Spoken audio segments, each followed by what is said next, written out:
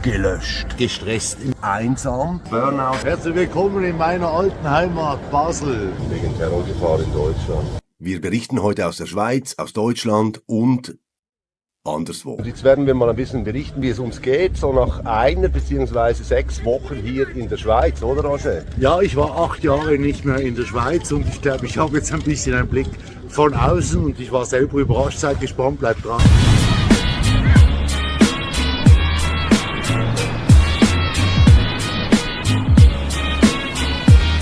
Preise sind wirklich Wahnsinn, es ist eigentlich schon fast krankhaft. Ja. Und dann habe ich einfach früh morgens diese Leute gesehen im Zug und das war doch ein Schock. Und das war wirklich, also die Depression total. Was hat dich schockiert? Ja, diese Gesichter, das war totaler Frust, oder? Also jeder für sich. Und man kann dort auch kein Telefonat machen im Zug.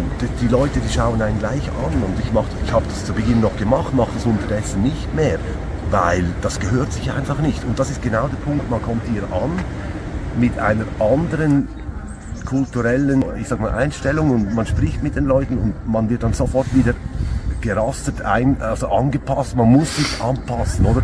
Man spricht nicht im Zug, man spricht nicht mit den Leuten. Am Anfang hat mich das überhaupt nicht gestört, ich war ein bisschen im positiven Flow, oder? Alles hat mir wieder sehr gut gefallen, auch es ist wunderschön hier. Eben die Städte, die Innenstädte, die Kultur, die Architektur. Aber man hat es dann irgendwo bald auch wieder ein bisschen gesehen, weil schlussendlich ist es auch sehr ruhig, strukturiert, aber eben auch sehr einsam. Ich muss mich überall hier anpassen, ich darf mich nicht äußern. Das waren wirklich Zombies da morgen früh, am ersten Montag. Ja, Roger, jetzt erzähl du mal, du bist ja nur eine Woche hier. Aber was mir aufgefallen ist, die Leute hier wirken für mich alle gestresst im Vergleich zu Kolumbien. In Kolumbien sind die Leute viel relaxter. Jeder rennt auch fast, muss man sagen, also die gehen nicht normal, die rennen immer alle. Man hat auch nicht Lust, jemand da aufzuhalten, man hat immer gleich das Gefühl, man stört. Was ich aber auch sagen muss, und das ist mir richtig gut eingefahren, also wenn man jetzt hier auch so die Altstadt sieht, Teile der Altstadt, die Architektur, die Museen, das ist schon enorm. Also die alten Gebäude werden renoviert. Da wird richtig viel Geld investiert und es macht mir Freude, durch die Altstadt zu gehen, diese Gassen, und da merkt man halt die alte Kultur von Europa, jetzt hier von Basel, meiner Heimatstadt. Was mir auch aufgefallen ist, aber es wird teilweise fast übertrieben, also die Bordsteine, alles Granit, alles in der Waage, also da ist kein Bordstein krumm. Ich frage mich manchmal, was das alles kostet. Kein Wunder ist die Schweiz so teuer, es wird alles in Perfektion, fast überperfektioniert und überreglementiert. Und dann mit der Zeit habe ich dann einfach festgestellt, was mache ich jetzt hier eigentlich wieder? Oder ich stehe 5 Uhr morgens auf, gehe zur Arbeit, komme 7, 8 Uhr ermüdet nach Hause und das war es dann aber auch. Und ich ertappe mich einfach die ganze Zeit selber, wie ich auf den Kalender schaue, sehe, wie viel habe ich schon, wie lange geht es noch, wann ist Zahltag und eigentlich so oftmals wieder in der Zukunft lebe. Ja, mir fehlt die Freude, mir fehlt irgendwo auch der Spaß im Leben, mir fehlt das Soziale. Und mir fehlt auch, dass ich mich so ausdrücken kann und so sein kann, wie ich eigentlich bin. Und das kann ich hier oftmals einfach nicht. Gerade im Geschäftsalltag ist es sicher auch ein wenig normal, dass man da sich ein bisschen zurücknehmen muss. Das ist ganz normal und verständlich auch. Aber ich ertappe mich halt des Öfteren selber, wie ich mich auch, ich sag mal, politisch zurückhalten muss, weil man es hier einfach so nicht sagen darf, weil die Medien ein anderes Bild vertreten. Ja, es war ein Familienanlass, der mich zurück in die Schweiz gebracht hat, aber außer dem Familienanlass habe ich meine Familie fast nicht gesehen, außer meine Schwester, und ich habe noch viele sonstige Familienmitglieder, aber das Interesse scheint eigentlich gar nicht da zu sein oder die Zeit fehlt. Man muss hier immer jemand sein oder sich zeigen oder in eine Rolle versetzen. Das ist irgendwie, damit man akzeptiert ist in der Gesellschaft. Ja, da habe ich Tickets, ich kann das nicht mehr ändern. Das ist das Einengende, was ich hier merke. Mich persönlich hätte das immer interessiert, wenn jetzt jemand auch, sagen wir, nach Japan auswandert, in eine andere Kultur. Hey, wie geht's dir, wie ist es dort und so. Aber das scheint hier gar nicht vorzukommen. Es fragt mich niemand, was machst du dort? Nein, möglichst viel Distanz, weil das ist irgendwie etwas, das passt nicht zu unserem System. Jemand wandert aus nach Kolumbien, mit dem müsst ihr auch rechnen, wenn ihr auswandert, dass er nicht überall Begeisterung ausspricht. eher Neid, weil ich ein anderes Leben führe und die Leute sehen mich, ich bin glücklich, bin zufrieden, ich möchte es nicht mehr anders haben. Und hier dreht sich halt alles immer, ich muss eine Rolle einnehmen, im Geschäft bin ich der, im Freundeskreis muss ich zeigen, was ich habe und selbst in der Familie ist es teilweise so. Und das ist schon sehr schade, ja. Generell habe ich gesehen, wie viele Leute hier Depressionen haben, Burnout haben.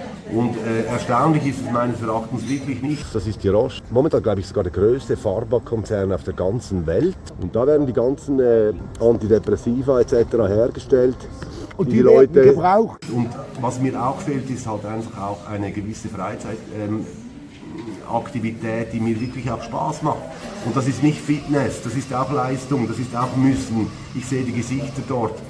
Macht das den Leuten wirklich Spaß? Ich habe da meine Zweifel. Ich würde gerne Skifahren gehen, das kostet 200 Franken für einen Tag. Man ist schnell zurück in der Realität und man weiß sehr schnell wieder, warum man eben nicht mehr hier leben will. Aber wenn man hier Leute treffen will, wenn man sich sozialisieren will, muss man eigentlich praktisch einen Termin vereinbaren für einen Kaffee in 2 Wochen am Samstagnachmittag um 2 Uhr. Und viel mehr Sozialleben führe ich hier eigentlich nicht. Und das ist ein großer Unterschied, weil dort hatte ich jeweils jeden Tag, hat man sich dann nach der Arbeit noch getroffen. Ich stelle einfach fest, dass wenn das Geld hier nicht wirklich gut vorhanden ist, dann wird es schwierig, überhaupt am Sozialleben teilnehmen zu können. Und es wird schwierig, Aktivitäten oder Hobbys zu betreiben, die einem wirklich gefallen, weil es kostet halt einfach alles. Und der Transport beispielsweise, der ist enorm teuer. Ja, und was mir auch aufgefallen ist, die Leute sind wie getaktet, wie Roboter. Am Dienstag habe ich immer das, am Mittwoch habe ich immer das, da habe ich keine Zeit. Also ich komme jetzt irgendwie für 14 Tage in die Schweiz und muss mich nach allen Terminkalendern von allen meinen Leuten, und nicht von allen, aber von einigen Leuten richten. Bevor es weitergeht, bitten wir dich, uns ein Abo zu lösen, kostenlos auf die Glocke drücken, hier unten. Es geht gleich weiter in Deutschland und in einem anderen Land. Danke. Ich habe das Gefühl, die Menschen haben ein bisschen das Wesentliche aus den Augen verloren, das Soziale. Da bin ich schon ein bisschen erschrocken ab den Leuten, wie die eigentlich sich verplanen lassen und dann, man macht das nicht, man muss pünktlich sein, man darf nicht fehlen. Ja, Himmel, Herrgott, es gibt doch noch anderes im Leben, es gibt doch noch Wichtigeres, eben eine Freundschaft ist mir da wichtig. Das ist das Beengte, ja, ich muss ins Fitness, ich muss in den Sport, ich muss in den Club, ich muss und da bleibt so wenig Zeit und ich bin jetzt daran, all diese kleinen Lücken, wo ich es kann, mache ich es natürlich.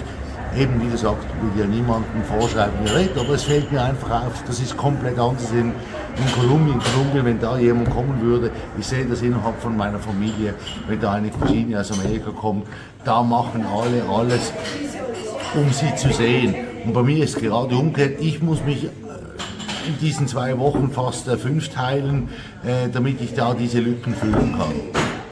So, und wir sind immer noch in Basel, aber wir gehen jetzt nach Deutschland, weil es ist schlicht und einfach hier zu teuer.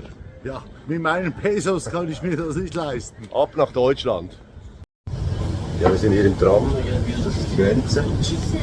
Und jetzt mussten wir gerade Ausweiskontrolle. Ja, wegen Terror, bin noch nie Die gesehen. Grenzen wurden wieder geschlossen, offenbar hat die Zöllnerin gesagt. Ja, guten Tag aus Deutschland. Die Deutschen kommen in die Schweiz zum Arbeiten und wir Schweizer gehen nach Deutschland zum Einkaufen. So ist das halt. Vom Norden kommen viele deutsche Freunde Richtung Schweiz.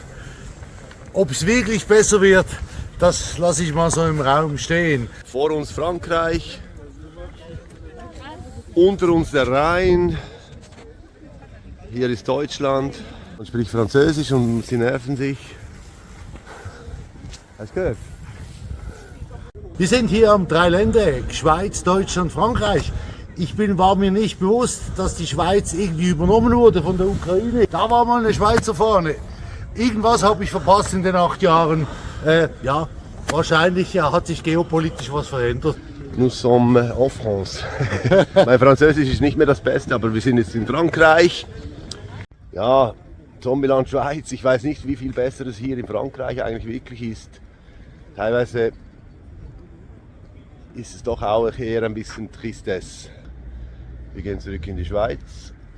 Ja. Und dann hoffentlich bald nochmals zurück. Zurück in meine neue Heimat in der alten, habe ich mich bestätigt gefühlt. Das ist nichts mehr für mich. Der ganze Stress, die Leute gestresst, zu viel geregelt. Es war wunderschön, aber halt doch wie im Museum. Ich möchte leben und nicht im Museum ausgestellt sein oder so. Also von dem her, ich freue mich, ich bin jetzt am Zürcher Flughafen. Ich verlasse die Kälte nicht nur von der Temperatur her, sondern auch die Kälte der Menschen. Okay, tschüss, bis bald.